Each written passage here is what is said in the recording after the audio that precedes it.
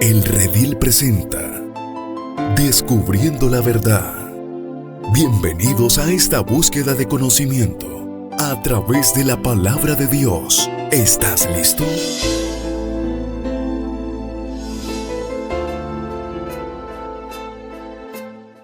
Vida de Moisés. Moisés el libertador. Este estudio se trata de uno de los hombres influyentes de la Biblia. Dios dijo que no hablaría con aquel hombre en la manera común, en lenguaje figurado, sino boca a boca, frente a frente. Hoy día Moisés es reverenciado por los judíos como uno de los más grandes hombres en su historia. Los hijos de Israel habían venido a Egipto con una familia de 70 personas y al comenzar nuestra lección hallamos un número de 2 o 3 millones. La unidad familiar vino a ser algo muy sólido entre ellos por causa de la opresión egipcia. Esto ha sido una característica israelí hasta el día de hoy. Cuando están bajo aprieto y abuso de los demás, forman una unidad soldada que los hace fuertes. Cuando las condiciones son favorables y son bien tratados, se apartan uno del otro, asociándose con otros grupos. Por causa del temor de Faraón que esta gente se levantaría contra él y su reino amenazado, él los puso bajo esclavitud. En lugar del grupo libre que había venido a vivir a Egipto, Satanás tenía un plan para Israel, tanto más Dios. El plan satánico era mantener a Israel en servidumbre, pobreza y tristeza. El plan de Dios era darles libertad con gozo y abundancia. Tenían que llegar al lugar donde la liberación era lo que ellos deseaban más que cualquier cosa en este mundo antes que pudieran recibirla. Dios deseaba algo más que sacarlos de la esclavitud del diablo. Él deseaba traerlos a un lugar glorioso, a la tierra maravillosa que fluía con leche y miel, donde la bendición de Dios estaba. Así, Él quiere hacer mucho más que librarnos de la esclavitud del pecado. Él quiere darnos gozo y paz. Sencillamente, el unirnos a una iglesia y decir, ahora soy salvo, no es suficiente. El plan de Dios es libertarnos y traernos a un compañerismo glorioso a través del Espíritu Santo, lo cual constituye la experiencia del nuevo nacimiento. Una vida de gozo, victoria y paz puede ser nuestra cuando tenemos una experiencia de corazón definida, que la persona recibe cuando ha nacido en verdad del agua y del Espíritu. Por un monstruoso decreto de Faraón, las camadronas hebreas fueron mandadas a matar a todos los varones nacidos entre los israelitas para detener el crecimiento. Pero las camadronas, con el temor del Señor, no cumplieron con el mandato. A consecuencia, el faraón las obligó a que lanzaran a los muchachos nacidos al río Nilo y que salvaran solo a las niñas. Probablemente habían algunos espiando a ver si la ley era cumplida, y así nació en la tribu de Leví un varoncito. Al verle tan hermoso, lo escondieron por 3 meses. Como no era posible continuar escondiéndolo así, la madre de Moisés hizo una arquilla de juncos. Este plan en verdad tuvo su principio en el mismo cielo, porque este Moisés más tarde fue el Salvador de Israel. Es posible que Dios reveló este plan a la madre de Moisés en oración, mientras que sus lágrimas se ligaban con oraciones que salían del alma. Una noche, llevando el bebé en la arquilla, lo depositó cariñosamente en el río. Cuando salió el sol, se puso peligroso permanecer más tiempo. Entonces ella besó a su hijo y con un corazón doloroso salió a su trabajo en los campos y dejó a María, su hija, que cuidara la pequeña arca. Después de haber hecho lo mejor que pudo con la oración y fe, confió en Dios que Él, de alguna manera, salvaría a su pequeño hijo. Hay una grave responsabilidad sobre cada padre de criar a sus hijos en el camino de Dios. Porque la Biblia dice que cuando crecieren no se apartarán de este camino. Cuando llegó la mañana, la hija de Faraón vino a bañarse en el río. Al momento preciso, el niño empezó a llorar. Aquellas lágrimas borraron todo decreto en su contra y le dio una oportunidad de vida, porque la hija de Faraón fue conmovida y quiso quedarse con el bebé. Moisés fue salvo de la muerte y destrucción por el mismo río que lo iba a destruir. Y por la hija del mismo rey que había decretado su muerte, Dios obra en maneras misteriosas para mostrar sus maravillas. A la vez, María, quien estaba de guardia, le preguntó a la princesa, ¿quisiera que te consigan una hebrea para cuidar de tu niño? A lo que la princesa respondió, sí, vete nomás. Ella fue enseguida a su propia madre, y la madre de Moisés recibió paga de la hija de Faraón para cuidar a su propio hijo. Dios quitó las armas de las manos del diablo, y en una movida tremenda en el tablero del juego en que el diablo pensó iba a hacer a Moisés para destruirlo, levantó a Moisés como un gran líder. Moisés llegó a ser un hombre de fe, porque sus padres vivieron por fe y porque sus años creativos fueron un hogar de fe. Sin duda, vez tras vez, al cambiarle de ropa, al bañarle, ella le habló de la promesa de Dios que él no lo dejaría en Egipto.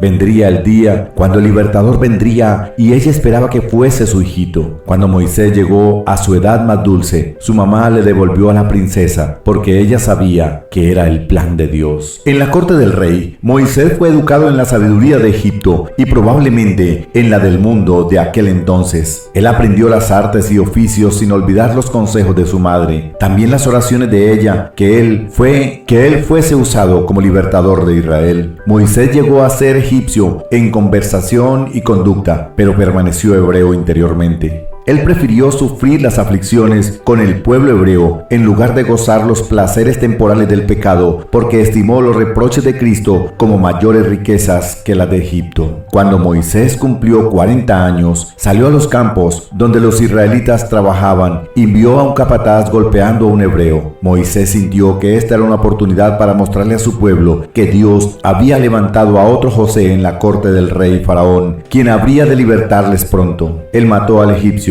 y lo escondió en la arena. Sin embargo, al otro día, al regresar al campo, le recibieron con envidia y sospecha en lugar de gratitud. Al ver los hebreos peleando, él trató de separarlos y uno de ellos le habló diciendo: ¿Quieres matarme a mí como al egipcio ayer? Al oír esto, Moisés se asustó y huyó por temor que el asunto llegaría a los oídos de Faraón. Los esperamos en nuestro próximo podcast, La zarza ardiente. Dios manda 10 plagas y la sangre en los postes de los dinteles.